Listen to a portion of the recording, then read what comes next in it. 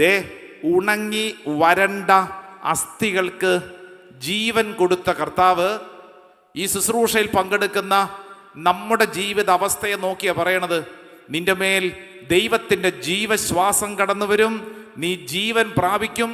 നീ വെറുതെ അല്ല എഴുന്നേൽക്കാൻ പോകുന്നത്, ഒരു സൈന്യം പോലെ ഉണങ്ങി വരണ്ട അസ്ഥി ഒരു സൈന്യം പോലെ എന്ന് പറഞ്ഞാൽ അത്രമേൽ പവർഫുള്ളായി നീ എഴുന്നേറ്റ് നിൽക്കും. വിശ്വസിക്കുന്ന ഒരു ഒച്ചത്തിൽ ഒരു ആമേൻ പറഞ്ഞേ. ആമേൻ, ആമേൻ. ദേ ഇത് ഈ ശുശ്രൂഷ സമയത്ത് നമ്മുടെ മേൽ സംഭവിക്കപ്പെടണം.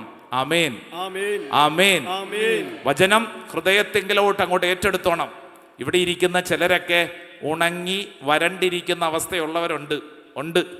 ആ ഉണങ്ങി വരണ്ടിരിക്കുന്നവർ വളരെ ശ്രദ്ധിക്കണം. കർത്താവ് നിന്നോട് പറയുവാണ്, നീ ഇങ്ങനെ ഉണങ്ങി വരണ്ടിരിക്കേണ്ട ഒരാളല്ല. അടുത്തിരിക്കുന്ന ആളോട് പറഞ്ഞേ, നീ ഉണങ്ങി വരണ്ടിരിക്കേണ്ട ആളല്ല.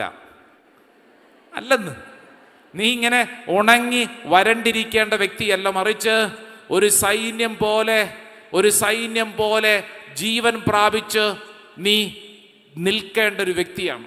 ദേ ആദിമ ക്രൈസ്തവർ പ്രാർത്ഥിച്ച അതേ അഭിഷേകം നമ്മൾ പ്രാപിക്കുകയാണ്. Praise the lord, hallelujah, hallelujah.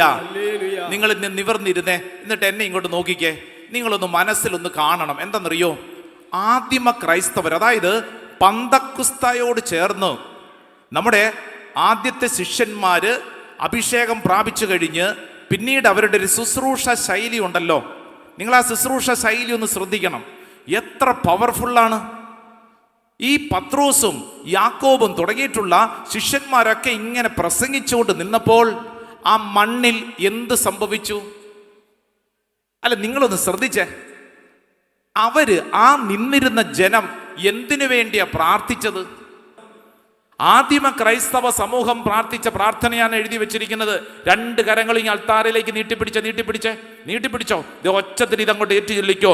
അവിടുത്തെ പരിശുദ്ധദാസനായ യേശുവിന്റെ നാമത്തിൽ രോഗശാന്തിയും അടയാളങ്ങളും അത്ഭുതങ്ങളും സംഭവിക്കുന്നതിനായി അവിടുത്തെ കൈകൾ നീട്ടണമേ. അവിടുത്തെ വചനം പൂർണ്ണ ധൈര്യത്തോടെ പ്രസംഗിക്കാൻ ഈ ദാസരെ അനുഗ്രഹിക്കണമേ. ഹല്ലേലൂയ. നല്ല വെടിക്കെട്ട് കൈയടി കർത്താവായി ഈശോയ്ക്ക് കൊടുത്തേ.